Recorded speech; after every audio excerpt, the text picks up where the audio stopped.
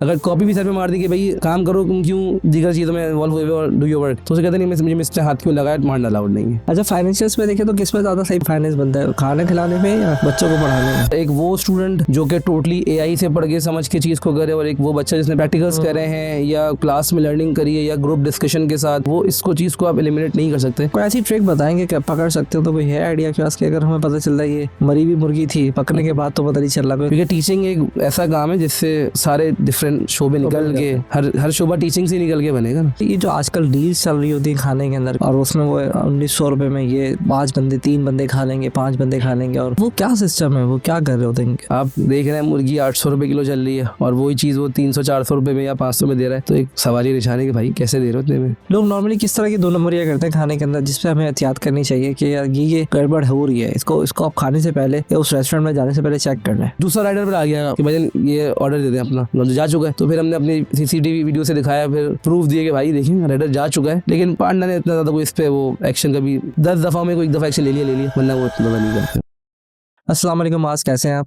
वालेकुम, मैं ठीक ठाक, आप बताएं खैरियत से हैं? पहले तो बहुत बहुत आने का शुक्रिया।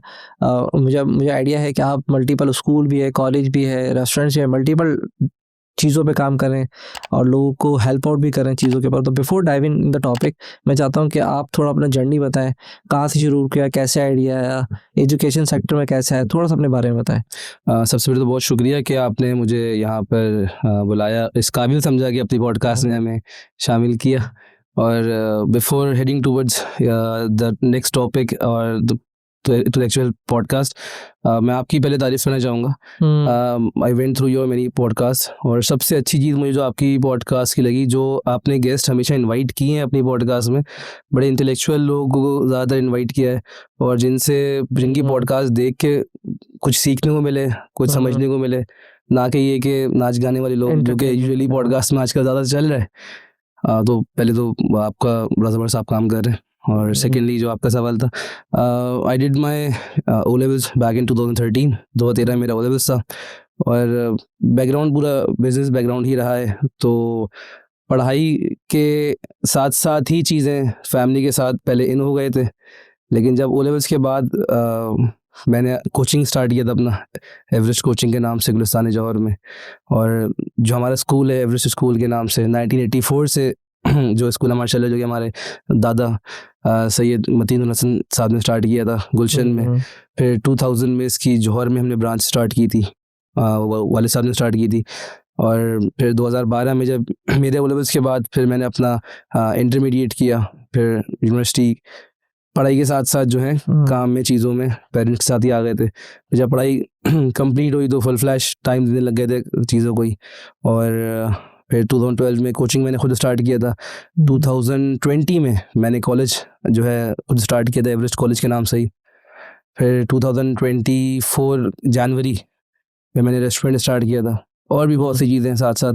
इवेंट मैनेजमेंट का मुझे एक शौक़ रहा है, तो उसको भी साइड पे लेके चलते रहें। तो ये चीज़ें बाकी कोशिश करते हैं कि कुछ अच्छा कंट्रीब्यूट कर सकें सोसाइटी के लिए, माशरे के लिए, और अपने स्टूडेंट्स को भी यही सिखाते रहें। तो इस वजह से फिर एक सॉर्ट ऑफ एनजीओ बन गई टीम एवरेस्ट के नाम से, जिसमें जो हमारे स्टूडेंट्स हैं और टीचर्स हैं, बेसिकली स्टूडेंट और टीचर्स की कंबाइन हमारी टीम है, जो इस पे वर्क कर रही होती है सोसाइटी में अपना पार्ट प्ले करने के लिए। सबसे ज़्यादा मज़ा किस चीज़ में आता है, मतलब किस सेक्टर में? क्योंकि इवेंट एक बिल्कुल ख़तरनाक है, उसमें सब लोगों से बात करनी, फिर एजुकेशन का सिस्टम तो चले एक प्रोसेस के थ्रू चल रहा होता है, तो किस चीज़ में सबसे ज़्यादा मज़ा आता है? हर चीज़ के अपने प्रोज एंड कॉन्स हैं। हर चीज़ में कभी किसी चीज़ में ज़्यादा मज़ा आता है, कभी किसी चीज़ में ज़्यादा मज़ा आ रहा होता है। इवेंट्स का एक साल में कुछ टाइम होता है जिसमें इवेंट्स ज़्यादा चल रहे होते हैं। कभी ऐसे इवेंट्स भी आते हैं जो कि दर्द सर बन जाते हैं कुछ लोग दर्द सर बन जाते हैं उस इवेंट्स में। और सबसे ज़्यादा मज़ा जो है, वैसे अगर मैं कहूँ, मुझे स्कूल में सबसे ज़्यादा एक जो एजुकेशन सेक्टर है उसमें सबसे ज़्यादा मज़ा आता है। उसकी वजह ये है कि जो रिस्पेक्ट एजुकेशन सेक्टर में मिलती है वो आपको दुनिया किसी और काम में, टीचिंग में, और जो एजुकेशन सेक्टर में जो रिस्पेक्ट है वो किसी और काम में वो रिस्पेक्ट नहीं। अच्छा, ऐसा नहीं होता एजुकेशन में भी अभी बोल रहे हैं कि यार ये पढ़ना नहीं चाहिए और ये नहीं करना चाहिए, फिर ये एआई की भी थोड़ी डोमिनेंस आ रही है, आसान हो गया है कि पहले टीचर समझाता था तो वो उस पर डालने बहुत सारी चीज़ें कैलकुलेशंस करके देता है, तो इससे कोई इम्पैक्ट पड़ रहा है आपके इस पे? देखें, मॉडर्नाइज करना वक्त के साथ खुद को और सिस्टम को, वो एक अलग चीज़ है। लेकिन आप बोले जी आप किताबें छोड़ के टोटली एआई डिपेंडेंट रहें, वो एक गलत चीज़ है। अभी छोटी सी एग्जांपल है, जब आपकी टीम से कांटेक्ट किया तो उसमें एआई ने मेरा नाम माज खान और मेरे साथ एक जो है पार्टनर लगा दिया। मैं हैरान, मैंने कहा ये कब मेरे पार्टनर हुए जो जिनका नाम इसमें लिखा हुआ है। तो AI can not be 100% perfect every time, और जो एक पर्सनल ग्रोथ है वो एआई से नहीं हो सकता। ठीक है, किसी टू एन हेल्प आउट कर सकता है, हेल्प आउट कर सकता है, लेकिन आप टोटली बोल लीजिए पढ़ाई लिखाई छोड़ के आप टोटली एआई पे डिपेंड कर लें, तो वो एक मेरे हिसाब से मुनासिब चीज़ नहीं हो सकती। तो ऐसा भी तो हो रहा होगा कि बच्चे वो सवाल के जवाब पहले तो उतर के ढूंढना पड़ता था, फिर हेल्प होगा कि यूट्यूब पे ढूंढना पड़ता था कि कोई अच्छा टीचर बने, वो समझा देगा, फिर हम कहीं ना कहीं लिखे। अब तो एआई कहता है बस मुझे दे दो क्वेश्चन तस्वीर के साथ लिख के, तो वो भी इम्पैक्ट पड़ रहा होगा। अगेन वही वाली बात, हेल्प हो सकती है एआई से, लेकिन आपके कॉन्सेप्ट्स के लिए अगर आप कोई टॉपिक के वाले से अगर कर रहे हैं, आप समझ रहे हैं कि इसकी टॉपिक की मेरी हेल्प एआई के थ्रू हो सकती है, तो ठीक है।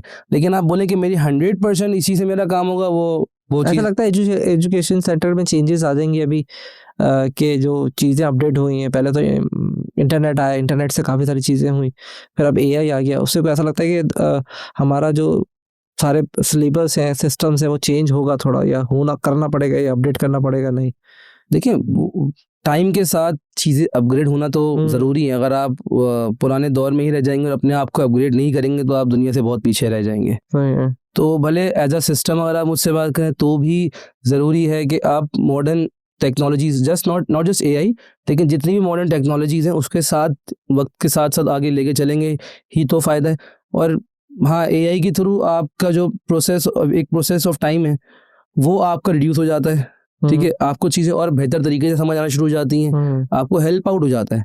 लेकिन 100% आप खाली उस पर डिपेंडेंट रह लें तो वो चीज़ पॉसिबल बिल्कुल भी नहीं सकती, वो पॉसिबल नहीं थी। अभी लोग जो इतना ज़्यादा सोशल मीडिया पे और उस पर बता रहे हैं कि ये चीज़ ख़त्म हो जाएगी, अब ये वाला चीज़ें ख़त्म होगी, ये जो एजुकेशन का सिस्टम है, तो इससे भी आपको लगता है कि स्टूडेंट के दरमियान मतलब कहीं ना कहीं साइकोलॉजिकली तो इफेक्ट पड़ रहा होगा ना, लोगों कहीं ना कहीं से कोई ना कोई सुन रहा होगा। नहीं, बच्चों के माइंड में ये होती है चीज़, क्योंकि देखिए बच्चे हैं, स्टूडेंट्स के सच्चे बच्चे ही हैं, वो मन के सच्चे ही है। वो बच्चे हमेशा कोशिश करेंगे ईजीएस्ट वे निकालने का। हम बच्चे को बोलेंगे भाई लिख के एक चीज़ याद करो, वो चीज़ जो लिख के याद होती है वो ज़िंदगी भर आपके दिमाग में रहती है, बजाय इसके कि आप एक रट्टे लगा लो या वो कर लो। इसी तरह अगर आप एआई से कोई चीज़ सिर्फ बगैर लिखे, बगैर समझे, बगैर पढ़े उससे सिर्फ रट्टे लगा लेंगे तो दैट्स नॉट बहुत एक लंबी चीज़ नहीं हो सकती वाली चीज़ है। और जहाँ तक आपका सवाल था रिपीट करेंगे जरा, जो पहला आपका सवाल था उसमें मैंने बोला था कि वो बच्चे जो है वो उठा क्या, बच्चे इजी वे के लिए वो ज़रूर जाते हैं उस तरफ। बीच में हमें भी प्रॉब्लम हुई थी कि क्लास अटेंड नहीं कर रहे, एआई से समझ लेंगे, क्लास में एब्सेंट होना शुरू हो गया। क्या इस बात की यार, अब ये तो एआई कर देता है। हाँ, एआई कर ले, लेकिन बहुत फ़र्क होता है। एक वो स्टूडेंट जो कि टोटली एआई से पढ़ के समझ के चीज़ को करे, और एक वो बच्चा जिसने प्रैक्टिकल्स करे हैं या क्लास में लर्निंग करी है या ग्रुप डिस्कशन के साथ या पूरी एक क्लास में बैठ के टीचर से समझने वाली चीज़ है, वो चीज़ को आप एलिमिनेट नहीं कर सकते कि स्कूलिंग को, या आप समझे कि स्कूलिंग को या एक क्लास लर्निंग को आप टोटली घर बैठ के एआई से नहीं, आप उसको बिल्कुल उसको हटा नहीं सकते, क्योंकि तो वक्त के साथ हो गया। बल्कि अगर वहाँ से एजुकेशन सस्ती भी मिल रही है और अच्छी भी मिल रही है तो अगर कर सकता है, मतलब ऐसी कोई रिस्ट्रिक्शंस नहीं होती है।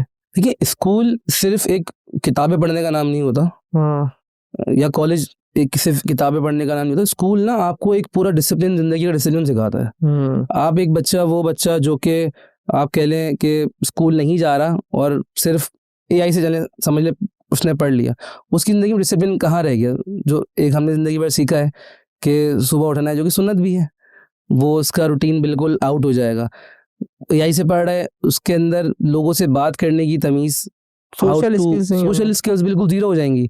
उससे ज़िंदगी में लोगों से चैलेंजेस जो उसने फेस करने हैं घर से बाहर निकल के, वो कहाँ से सीखेगा? वो स्कूल में जाके बड़ों से कैसे बात करनी है, स्टूडेंट्स के साथ कैसे रहना है, दूसरों से कैसे बिहेव करना है, टीचर्स के साथ कैसे करना है, काम कंप्लीट वक्त पे करना है, चैलेंजेस मिले हुए हैं, टास्क मिले हुए हैं, कभी कुछ अच्छा भी लग रहा होगा, कभी कुछ बुरा भी लग रहा होगा। तो स्कूल सिर्फ एक किताबी, अगर सिर्फ किताबी याद करें तो आप यूट्यूब से भी कर सकते हैं। आप वही वाली बात की यही से पढ़ के रट के कहा किताबें याद कर लें। लेकिन जहाँ तक स्कूल की बात है, school is not just about learning the books, school teaches you the way of life. School आपको डिसिप्लिन सिखाता है, स्कूल आपको लोगों से बात करने का तमीज़, तरीका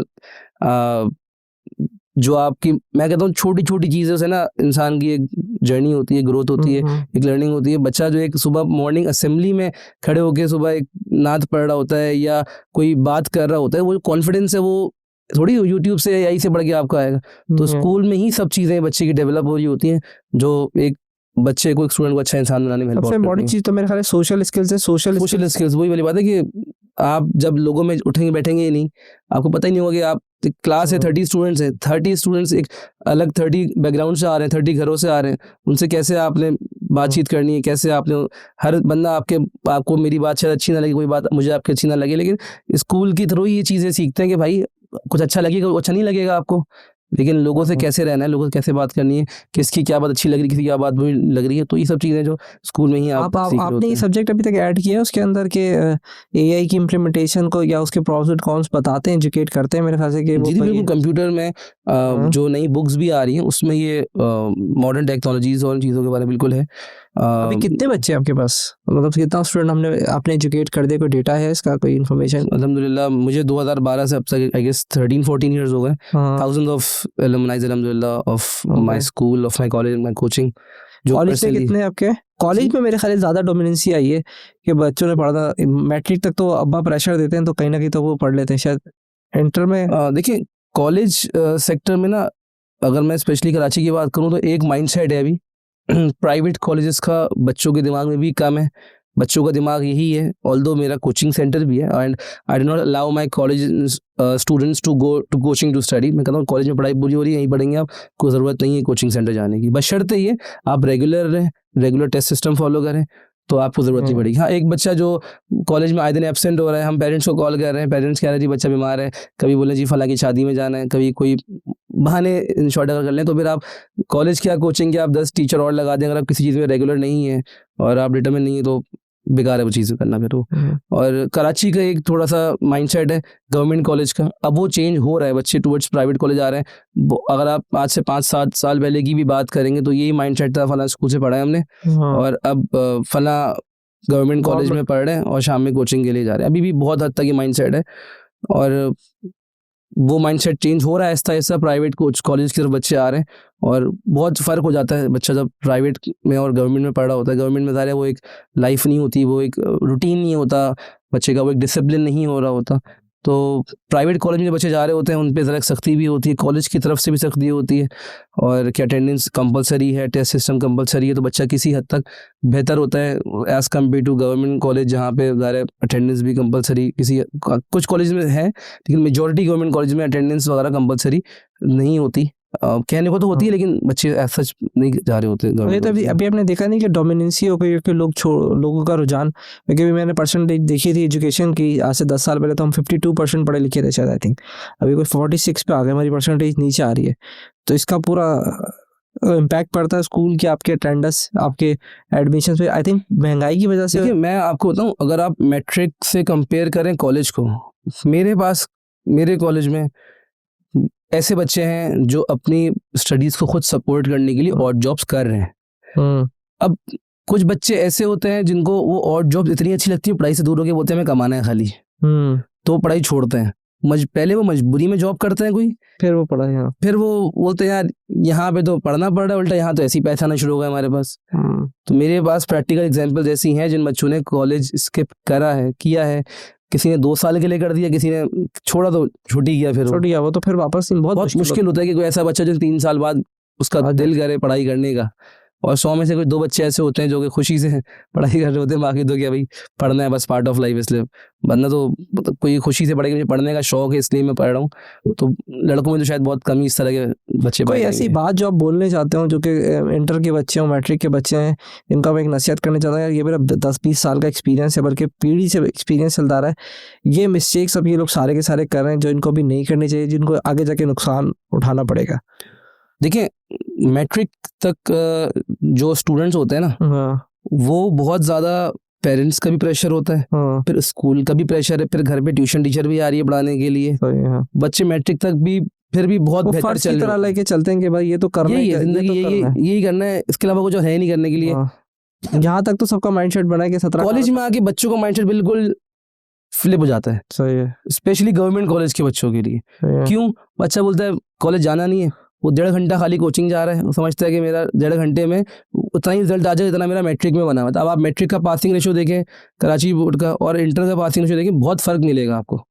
अगर वहाँ पे 70% बच्चे पास हैं, यहाँ पे 30% बच्चे पास मिलेंगे कॉलेज में। उसकी वजह ये बच्चे कॉलेज में आके भी वो स्कूल वाला माइंड सेट चल रहा होता है कि जी बस थोड़ा बहुत भी पढ़ लिया तो अच्छे नंबर से पास हो जाएंगे। मेहनत उस तरह से नहीं कर रहे होते बच्चे। उसकी जो मतलब मैंने अक्सर ही जिक्र किया है कि बच्चे कॉलेज में समझते हैं कि हम 1.5 घंटा कोचिंग जा रहे हैं इनफ है, नहीं होता इनफ। अगर आपको मैट्रिक अगर मैट्रिक में आपकी 80 आई है और अगर आपको कॉलेज में भी 80 लेके आनी है तो आपकी जो मेहनत मैट्रिक में थी उससे डबल मेहनत होगी तो 80 आप मेंटेन कर सकते हैं। अदरवाइज आप 60 पाएंगे 50 पाएंगे। और मेरे पास बेतहाशा एग्जाम्पल्स है जो बच्चे 80 से फिर पेरेंट्स बोलते हैं हमारा बच्चा तो जिंदगी भर टॉपर रहा है और अब इसकी 60% आ गई है या 50% आ गई है। वजह ये होती है कि बच्चे कॉलेज में आके बड़े हो जाते हैं, पेरेंट्स तक मुझे ये बात कहते हैं कि हमारी बात नहीं मान रहे घर पे, और एक सेल्फ लर्निंग छोड़ दी अगर बच्चों ने, या सिर्फ डिपेंडेंट कोचिंग पे ही है या सिर्फ कॉलेज पे भी अगर है, सेल्फ लर्निंग घर में 3 घंटे 4 घंटे नहीं बैठ रहे तो रिजल्ट आना मुश्किल होता है। और इसी वजह से रिजल्ट कराची का बहुत ख़राब आता है। बच्चे बिल्कुल सिर्फ कोचिंग पे डिपेंड हो जाते हैं, घर पे कोई लर्निंग नहीं है, सेल्फ लर्निंग नहीं है, कुछ मेमोराइजिंग नहीं है, प्रैक्टिस नहीं है, तो बहुत देखा है बच्चों को। ऐसा होता है जो पढ़ने के बाद बच्चे चले गए आपके इंटर मैट्रिक के बाद जो चले गए या मतलब उसके आगे चले गए, कभी रिटर्न आए और उन्होंने अपनी प्रोग्रेस बताई कि आज हम यहाँ हैं, आज यहाँ। बिल्कुल, सबसे ज़्यादा खुशी तो इसी यही मैंने तो इनफैक्ट आई गेस 2 या 3 साल पहले एनमनाइज का इवेंट किया था खास तौर पे, और बहुत सारे बच्चे जो दुबई में हैं, हमारे यूएस से तक जो हमारे पास आउट स्टूडेंट्स आए थे अपनी उसमें पार्ट लेने के लिए। हाँ sir, we are here today. और बहुत सारे बच्चे अब्रॉड भी बहुत स्टूडेंट्स हैं जो माशाल्लाह अच्छे काम कर रहे हैं, अच्छी जगहों पर हैं। और कराची में भी अच्छी यूनिवर्सिटी में बच्चे जो जाते हैं कनेक्टेड रहते हैं। सर यहाँ पे हम खुद भी बच्चों से पूछते थे भाई क्या हुआ, कहाँ तक पहुँचे, क्या किया। स्पेशली जब यूनिवर्सिटीज़ के टेस्ट होते हैं बच्चों से पूछता हूँ भाई क्या वो टेस्ट का पार्ट लिया था, क्या रिजल्ट आया। तो बहुत इसमें जो है ना खुशी तब होती है जब आपके हाथ का प्रोडक्ट कहीं अच्छी जगह जा पहुंचता है या अच्छी जर्नी भी कर रहा है, अच्छा रास्ते में भी होता है, तो वो सबसे ज़्यादा खुशी की चीज़ वही होती है। बच्चे बहुत आते हैं, बहुत शेयर करते हैं, जर्नी शेयर करते हैं अपनी, और बताते हैं कि ये कर रहे हैं हम, या ये करने की कोशिश कर रहे हैं, या सर हमें ये गाइड कर दें। तो सबसे बेस्ट पार्ट इस चीज़ का यही होता है। कभी फील तो नहीं आता कि एजुकेशन सिस्टम में भी इतनी डोमिनेंसी चल रही है यार, मैं किन चक्करों में पड़ गया। डोमिनेंसी से क्या मुराद है? डोमिनेंसी भी आपने देखा होगा कि इंटर और मैट्रिक में तो ऑलमोस्ट मुझे ऐसा लगता है ये जो इन्फ्लुएंसर की डोमिनेंसी है कि भाई पैसे ऐसे कमा सकते हैं, यूट्यूब से कमा सकते हैं, फ्रीलांसर से कमा सकते हैं, ऐसे कमा सकते हैं। ये जो डोमिनेंसी एरिया ये हमारे टाइम पे तो नहीं था जिस वक्त हमने ये वाली जो बात है ना, ये मतलब मैं अगर खुल के करूँगा बहुत से लोग बुरा मान जाएंगे मेरी। कर लें हमारे पास, क्योंकि आज से मेरे ख्याल से 5 या 6 साल या शायद 7 साल पहले की बात है जब ये टिकटॉक वगैरह, मुझे एग्जैक्टली याद नहीं कब स्टार्ट हुआ था। तो हमारे स्कूल की बहुत सारे बच्चे, हमारे स्कूल में जनरली मैंने बहुत सारे बच्चों को देखा कि वो मतलब उनका ये माइंड सेट था यार यहाँ से पैसे आ रहे हैं, नाच गा के पैसे आ रहे हैं, क्यों इतनी मेहनत करके हम जो है वो पढ़ाई करें पूरी। लेकिन वो एक हर चीज़ का एक बबल होता है, ये जो एक इस तरह की पैसा कमाने का तरीका बोल रहे हैं आप, ये बबल्स होते हैं थोड़े, ये थोड़े टाइम तक बबल्स होते हैं, फिर वो बबल बर्स्ट होता है, वो नीचे आ जाता है, पूरी चीज़ें पानी में चले जाती है फिर वो। तो बहुत ज़्यादा फेस करने को पड़ी हम ये चीज़ अभी भी कर रहे हैं कि ऐसी चीज़ों में बच्चे इन्वॉल्व होना चाहते हैं जो कि अनएथिकल थोड़ा कह लें कि जरिया है पैसा कमाने की, लेकिन वो इजी वे है पैसा कमाने के। वो समझते हैं कि यार यही तरीका है, और अगर कोई 2000 में से एक बंदा उसमें कामयाब हो गया, सब उसको अपना माइंड बना के उसको एक अपना क्या बोल सकते हैं उसको कि एक पसंद करके समझते हैं हम भी ये इसी चीज़ को कर लेंगे, जो उनकी मेन चीज़ है वो डिस्टर्ब करने की कोशिश करते हैं। होता है, बहुत होता है ये चीज़, और समझाते हैं, कोशिश करते हैं बच्चों को समझाने की भाई ये एक 2000 में से कोई एक बंदा इस तरह, 5000 में से कोई एक बंदा इस तरह इसको मिल गया, वरना हर बंदा ही कर रहा है, हर बंदा इस तरह कामयाब नहीं हो सकता, ये हर बंदा इस तरह इस चीज़ में पैसे नहीं कमा सकता, इस तरह ये कहता है, क्योंकि डोमिनेंसी तो उनकी है ना। अच्छा, कभी फेस किया कि आजकल तो ये पहले हमारे दौर में तो ऐसा पॉसिबल नहीं था कि हमारे अब्बा स्कूल पहुंच जाए अगर हमें किसी ने मार दिया या किसी ने, अब ये बड़ा अच्छा रिवाज चल गया है, तो ये अभी आजकल आप इसको कैसे फेस कर रहे हैं कि अगर किसी बच्चे को लग भी जाए? हमारे तो बोलते थे कि चमड़ी तुम्हारी, पता है, हाँ हड्डियां हमारी हड्डियां तुम्हारी, तो ऐसा कुछ डाले होती, अम्मा बोलती चली आती थी। नहीं देखिए, पता है अब नहीं है ये, अब सोशल मीडिया ने ना, सोशल मीडिया ने अब कोई नोटिफिकेशन आता है वो सोशल मीडिया पे आ जाता है, वो सही है। अच्छा, बहुत सी दफ़ा नोटिफिकेशन जब वो किसी एक इदारे के लिए निकला होता है या किसी एक मकसद से निकला हुआ होता है, हर बंदा उसको अपने मकसद के लिए इस्तेमाल करने लग जाता है। अभी आपने शायद देखा हो, पहले मलीर में कोई स्कूल था, वहाँ पे हुआ था कि टीचर ने ठीक ठाक बच्चे की पिटाई की थी, ठीक ठाक की थी, तो उस पर एक नोटिफिकेशन निकला, भाई बच्चों को मारना सख्ती से अलाउड नहीं है।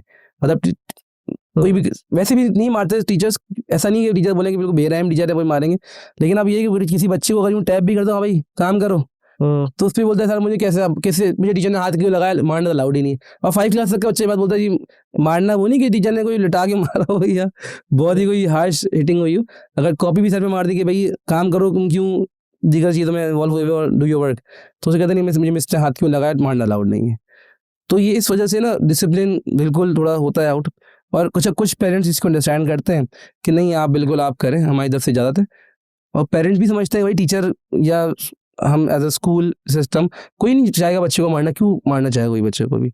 और अगर थोड़ा बहुत उसको समझाने के लिए, उसकी इस्लाह के लिए उसको थोड़ी परवरिश दी जा रही है, अगेन कि कोई कॉपी यूँ टैप को भी वो बच्चे जो है ना वो अपने Serious मकसद ले रहे के लिए वो इस्तेमाल कर लेते हैं। अब तो मैं काम नहीं करूँगा, मुझे मिलते हैं क्यों आ रहा मुझे। नहीं तो फिर वो आते लड़ते नहीं है फाइट। कुछ पेरेंट्स ऐसे होते नहीं जो मारना अलाउड ही, उनको समझाना पड़ता है सर ये मारना है ना वो वाला मारना नहीं हुआ कि जी वो लिटा के मारा या खून निकाल दिया, अल्लाह माफ करे।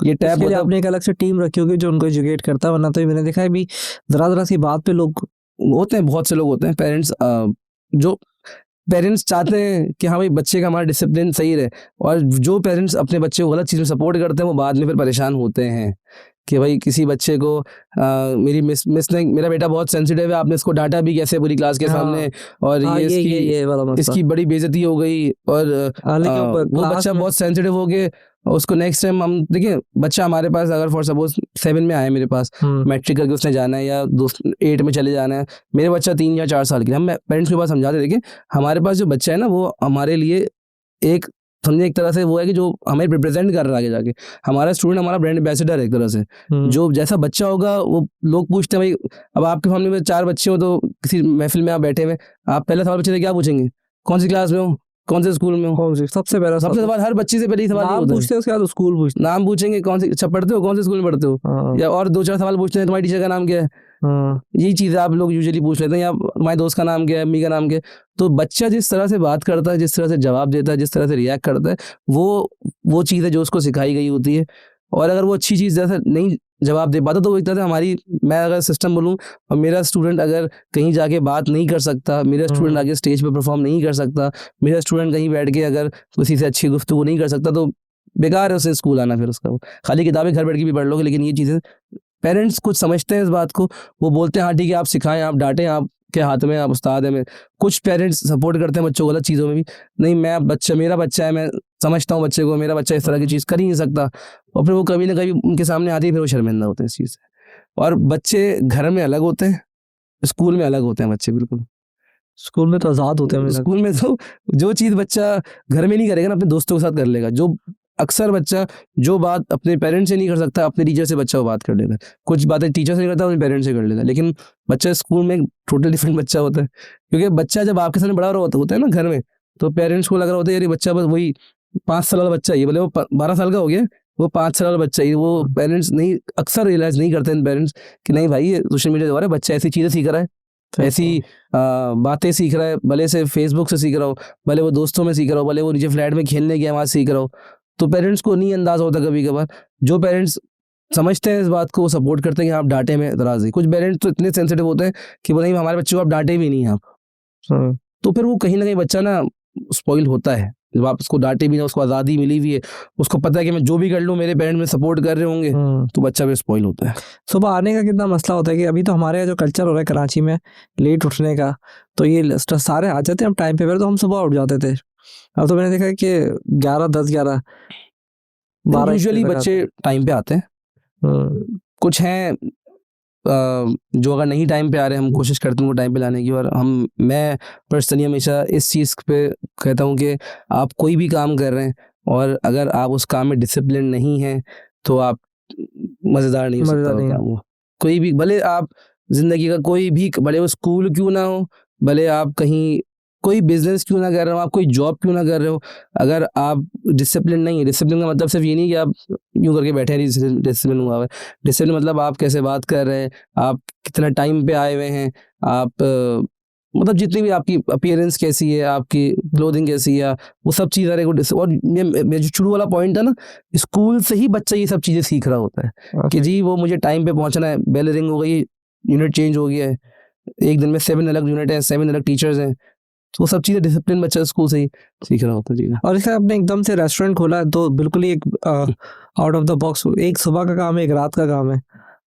तो रेस्टोरेंट खोलने का आइडिया कैसा है? जैसे हमारे खाने का बहुत ज्यादा शौक है, उससे आगे आए आप मेरे रेस्टोरेंट आए, आपको अच्छे खाने खिलाएंगे इंशाल्लाह। नहीं, मैंने देखा सारी कॉम हमारे यहाँ वैसे भी सिर्फ जो हमारे यहाँ तो खाने का बहुत ज्यादा शौक है हमारे यहाँ। देखिए कराची में ना एंटरटेनमेंट के नाम पे सिर्फ खाना है बस। आप मुझे एंटरटेनमेंट की जगह गिनवा दें, नहीं है, सिर्फ खाना ही है। 3-4 करोड़ की आबादी है, घूमने की मुझे जगह गिनवा दें आप, आपको अपनी फैमिली के साथ जाना है बाहर, अगर कली से बाहर जाना मुश्किल है। आप कहाँ लेके जाएंगे? कि रह देखिए खाना ही बचता है हमारे पास, और हम खुद एक फूडी हैं, शौक रखता है खाने के, तो मेरा बेसिकली इवेंट मैनेजमेंट का काम भी है, वो भी काफ़ी सालों से एक शौक में हम कर रहे हैं, और रेस्टोरेंट भी शौक है, इवेंट मैनेजमेंट शौक है, कैटल फार्म भी है, वो भी एक शौक ही है ये। तो कुछ चीज़ें शौक में स्टार्ट की थी, वो अल्लाह ताला ने उस पे बरकत दे दी, बरकत दे दी। और कोई भी काम आप करें शौक से। सप्लाई चेन खाने का, रेस्टोरेंट्स के अलग, टीचर का तो बेचारी मिल ही जाती है आपको, क्योंकि वो नहीं देखिए अच्छी टीम डेवलप करना इतना आसान नहीं है। खाने में तो टीम मुझे लगता है कि बहुत ज़्यादा डोमिनेंसी है उसमें, तो बहुत ज़्यादा भी नहीं देखिए आप नेक नियति से काम कर रहे हो, आप लोगों को अच्छे से लेके चल रहे हो, अब किसी की वर्थ जितनी है उसको आप उसको वो आप वर्थ ना दें तो लोग आपको ऐसे स्किप होंगे, जो जिसकी जो वर्थ है उसको वर्थ मिलेगी, क्यों आपको ऐसे लोग छोड़ के जाएंगे। अल्हम्दुलिल्लाह मेरा 2 साल। कितना स्टाफ है आपके पास इसमें भी था? स्कूल में भी और इसमें रेस्टोरेंट में भी? We are having 50+ staff in school में तो सारी आपके पास वही होंगी फीमेल्स? नहीं, मेल भी है, सेकेंडरी क्लास मेल स्टाफ भी है, कॉलेज में सारा मेल स्टाफ है। मैंने देखा है बेचारी वो टीचर्स में ना, जो या तो घर की बड़ी हो या तो फिर वो बेचारी परेशान हो घर से, तो वो सब मैंने देखा ये टीचर में अच्छे टीचर्स बड़ा मुश्किल है हमारे यहाँ, मतलब जिसका प्रोफेशनल जिसने टीचर रखा हो, जिसको कोई काम नहीं मिलता, मुझे लगता है तो टीचर बन जाता है। नहीं ऐसा नहीं है, कुछ लोग बहुत से ख़वातीन मजबूरी में टीचिंग में आती हैं, लेकिन they are very honest with the job. बहुत से अगेन वही वाली बात जो हमने स्टार्ट में की थी, कुछ लोग अपनी एजुकेशन को सपोर्ट करने की टीचिंग कर रहे हैं, इवनिंग में अगर जो यूनिवर्सिटी ज्वाइन की हुई है तो मॉर्निंग में जो है टीचिंग करके कर रहे हैं, और अच्छे भी होते हैं। हर देखिए कोई भी काम ऐसा नहीं है जिसमें आप बोले जी हर बंदा ही अच्छा है, आप दुनिया कोई काम उठा लें नहीं, उसमें हर तरह के डिफरेंट लोग मिलेंगे आपको।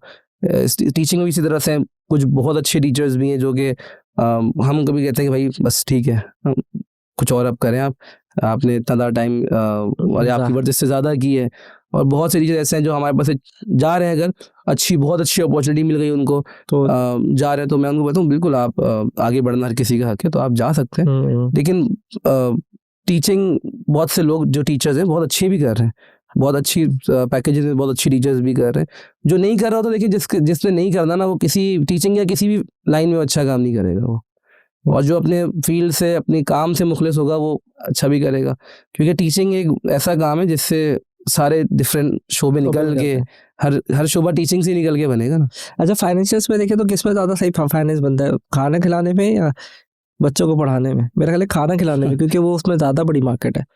देखिए ज़्यादा एजुकेशन सेक्टर बुरा लगता है कहना कि यार फाइनेंस के हवाले से बात करें इस चीज़ में, पता नहीं अब मेरी बात कभी कभार कुछ बातें ना मस्ती बन जाती है। नहीं आप कर लें, हमारे एजुकेशन सेक्टर, या तो आप बोले भाई एजुकेशन जो है ना फलाई काम है ही फलाई काम है, तो कैसे फलाई काम है मुझे बताए ना। देखिए यार, कौन सा टैक्स स्कूल पे अप्लाई नहीं होता? सारे टैक्स आते हैं, बताए ना मुझे। मैं तो कभी इनकम टैक्स, मैंने नहीं, property tax, social security tax, UBI, वो भी लगता है, यूबीआई भी लगता है, हर टैक्स सारे तो ये मैं शॉप बोर्ड टैक्स, और मैं शायद कुछ भूल रहा हूँ, कंजर्वेंसी चार्जेस, जो मतलब मैं कम बता रहा हूँ, और भी जनरेटर टैक्स, अगर आप जनरेटर इस्तेमाल कर रहे हैं उसका टैक्स पे कर रहे हैं आप। उसके अलावा बिजली के मसाइल हैं, सोलर लगाया हुआ है तो सोलर का टैक्स, और पता नहीं और भी कितने टैक्सेस हैं। तो ये आप जब सब टैक्स ले रहे हैं आप, तो ये फलाई काम कैसे रह गया? अब मुझे आप अगर कोई बंदा किसी अच्छे बड़े एरिया में बिल्डिंग पे स्कूल चला रहा है तो बिल्डिंग कोई फ्री की तो नहीं, या उसको मुफ्त की बिल्डिंग तो नहीं मिली हुई ना। तो या तो ये सब टैक्स हट जाए तो फलाई काम बन जाएगा ये।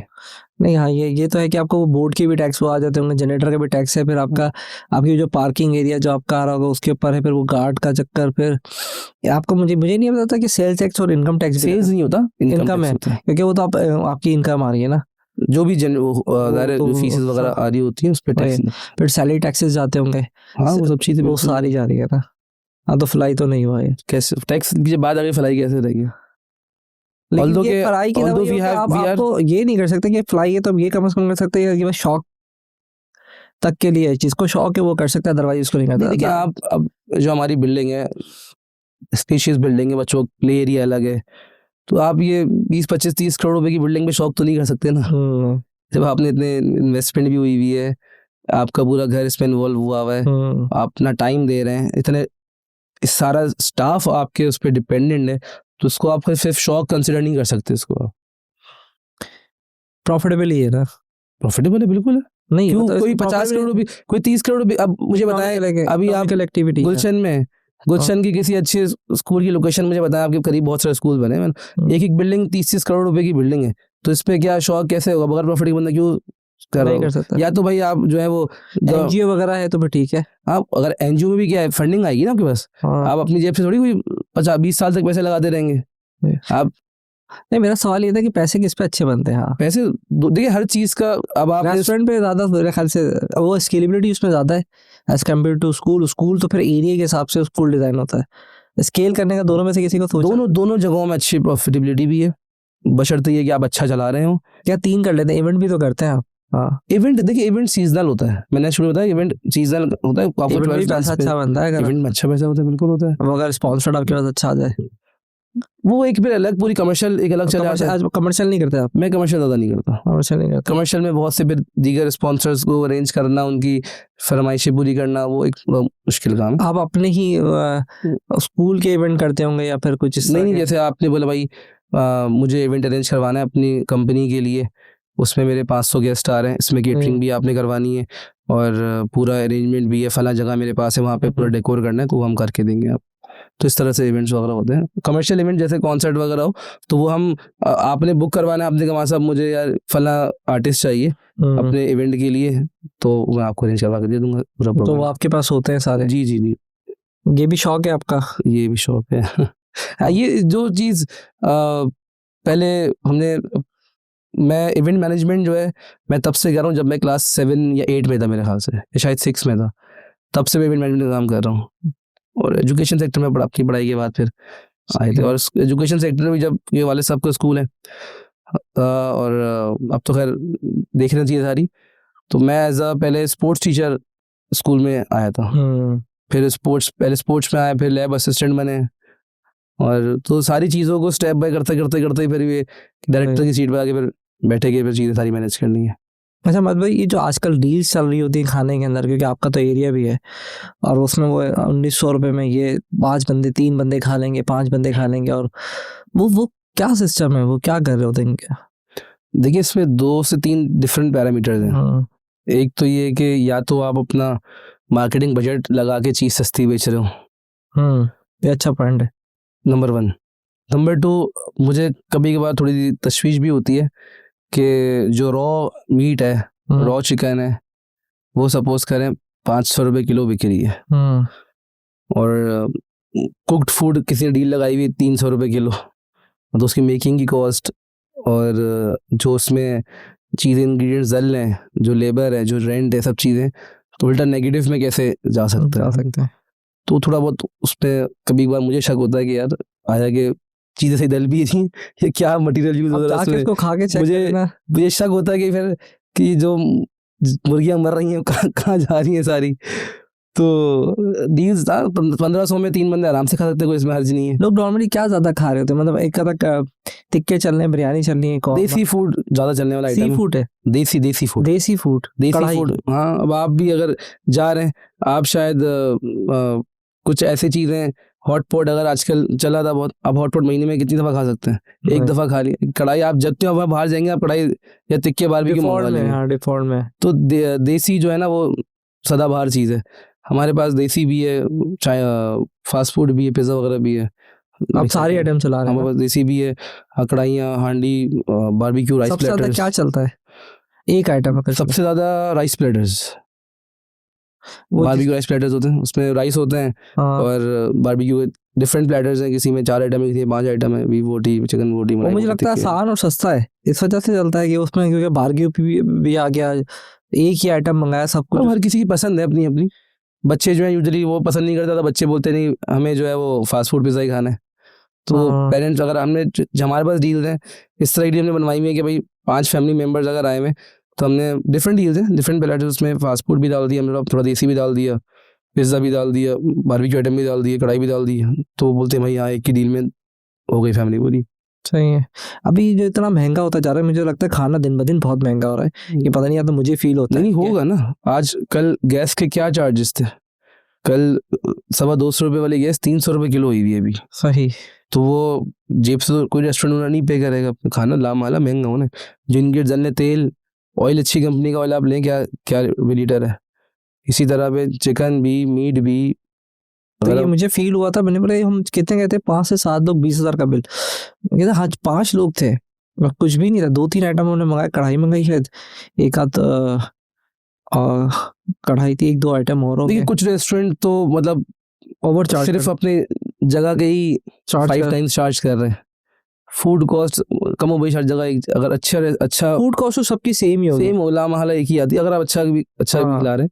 एक जो बिल्कुल लो है कि ऑयल भी बिल्कुल लो क्वालिटी यूज होता है, हाँ। या वही वाली बात, चिकन अगर कोई ऐसी ट्रिक बताएंगे क्या पकड़ सकते हो, तो कोई है आइडिया के पास कि अगर हमें पता चल रहा है ये मरी हुई मुर्गी थी, पकड़ने के बाद तो पता नहीं चल रहा कोई, या ऑयल उसने सही यूज नहीं किया था। देखिए अब अगर कोई आपको, अगर आप देख रहे हैं मुर्गी 800 रुपये किलो चल रही है और वही चीज़ वो 300-400 रुपये में या 500 में दे रहा है, तो एक सवाल ये निशान है कि भाई कैसे दे रहे हो इतने में। हाँ लो प्रॉफिट पे रख के दे सकते हो। 800 रुपये की मुर्गी है, आपने 1200-1500 तक भी समझ आती है बात, हाँ सही अच्छा है। मार्केटिंग बजट भी लगा रहे तो जेब से तो फिर भी नहीं दे रहेगा ना, 50% तो नहीं 50% लगा। नहीं लगा सकता। चलो लगा रहे तो चलो 2-4 दिन लगा ले। 2 जन नहीं, आप प्रॉफिट मार्जिन कम कर सकते हैं ना। फॉर सपोज कढ़ाई अगर 1900 रुपये, हमारे पास कढ़ाई की जो प्राइस है 1900 रुपीज़ पर केजी, 1900 रुपये पर केजी। उसमें मुर्गी भी है, ऑयल भी है, गैस भी है, जो लेबर है वो भी है, जो दीगर मिसलेनियस चार्जेस है वो भी है। तो हमने डिस्काउंट लगाया, हमने इसको 1600 रुपीज़ पर केजी, 1600 पर केजी कर दिया, 1500 पर केजी के कर देंगे, समझ आता है। अब वही कढ़ाई में किलो जो है वो 800 रुपये दे दूँ, और पूरा महीना 2 महीना में डील लगाई हुई, अगर वो अनाउंसमेंट करके लगाई हुई, तो फिर वो आ जाती है बाजी, आज बाजी आई है आपकी इस रेस्टोरेंट में, यहाँ पे डील चल रही है। वो मुझे बड़ा, तो कभी आपने इस तरह की ट्राई किया, इसका इम्पैक्ट पड़ा मुझे देखता? नहीं, मेरे पास काफ़ी फूड ब्लॉगर्स भी आए और कभी वो कहते भी हैं कि नहीं भाई डील तो महंगी है आपकी। मैं कहता हूँ भाई अब मैं सही खाना खिला रहा हूँ मैं आपको, मैं फला जगह पे तो वो 500 रुपये के 4 टिक्के मिल रहे हैं, या 500 रुपये के 5 टिक्के मिल रहे हैं। बोलना भाई मैं नहीं कर सकता, सॉरी, मेरे पास चिकन सामने बराबर दुकान से आ रही है और वो बिल्कुल फ्रेश कट के आ रही है, मुझे नहीं पता कैसे दे, मेरे को कच्चा इतने का नहीं पड़ा, पका के इतने कैसे दे सकते हैं। हाँ। लोग नॉर्मली किस तरह की 2 नंबरियाँ करते हैं खाने के अंदर, जिस पे हमें एहतियात करनी चाहिए कि यार ये गड़बड़ हो रही है, इसको आप खाने से पहले या उस रेस्टोरेंट में जाने से पहले चेक कर लें? देखिए आप किसी जगह जाएंगे, आपको अच्छा लगेगा आप नेक्स्ट टाइम जाएंगे, नहीं अच्छा लगेगा आप नेक्स्ट टाइम नहीं जाएंगे। हाँ, टेस्ट तो इम्पोर्टेंट है। मैं टेस्ट पे भी मैं इतना ज़्यादा वो नहीं करता। मैं बोलता हूँ भाई कुछ खाना शायद मुझे अच्छा लगे, आपको अच्छा ना लगे, किसी की टेस्ट हाँ। अपना अलग अलग होता है। मैं अपने रेस्टोरेंट तक लोगों को बोलता हूँ आपको अच्छा लग रहा है अच्छी बात है, मैंने एक चीज़ डेवलप करवाई है या मैंने एक रेसिपी मैंने बनवाई है, तो हो सकता है आपको अच्छा ना लगे, आपको अच्छा लगे, आपको अच्छा लगे, आपको अच्छा लगे, हर किसी की टेस्ट बढ़े।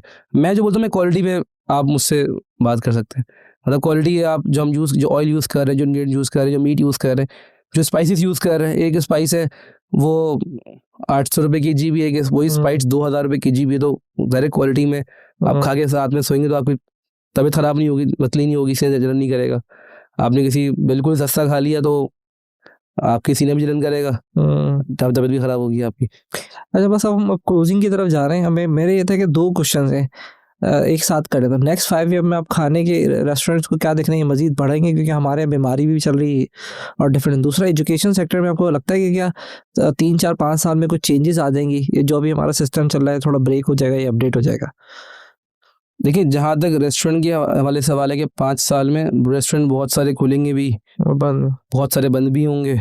जो अच्छा कर पाएगा, अच्छे प्राइसेस में मार्केट कॉम्पिटिटिव रह पाएगा, वो सर्वाइव कर लेगा, या जिसकी जगह अपनी होगी, रेंट्स नहीं होंगे और तो शायद सर्वाइव कर जाए।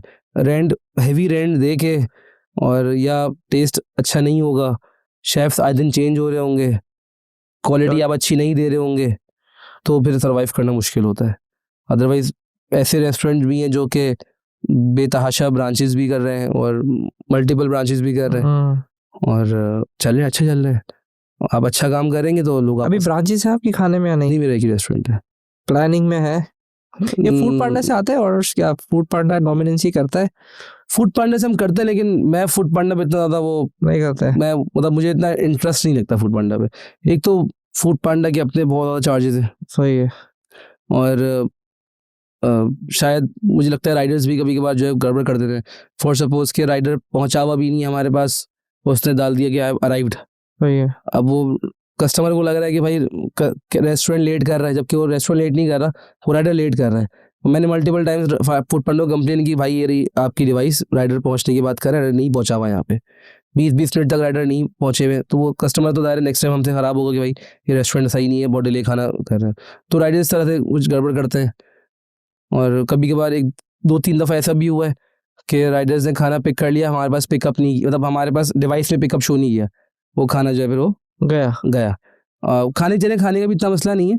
अब जो वहाँ पे कस्टमर बैठा हुआ है वो नेगेटिव रिव्यू हमारे बारे में देगा कि भाई रेस्टोरेंट ना लेट कर रहा है वो।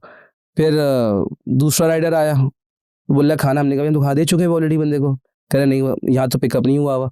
तो हमने देखा नहीं, वो सच होता ये पांडा का, जब पांडा राइडर के पास जब मोबाइल में ना हमारे पास डिवाइस है, उसमें ऑर्डर लगा हुआ है, जब राइडर आएगा, राइडर अपने मोबाइल से उसको पिकअप करेगा तो हमारे पास से वो डिस्पैच हो गया। मतलब वो कभी कभार ऐसे रश हो रहा है, नहीं देखा तो पिकअप नहीं किया, तो डिस्पैच वो तो हमारे पास खाना असल में चला गया, डिवाइस से पिकअप नहीं हुआ तो दूसरा राइडर पर आ गया कि भाई ये ऑर्डर दे दें अपना, मतलब जा चुका है। तो फिर हमने अपनी CCTV वीडियो से दिखाया, फिर प्रूफ दिए कि भाई देखिए राइडर जा चुका है।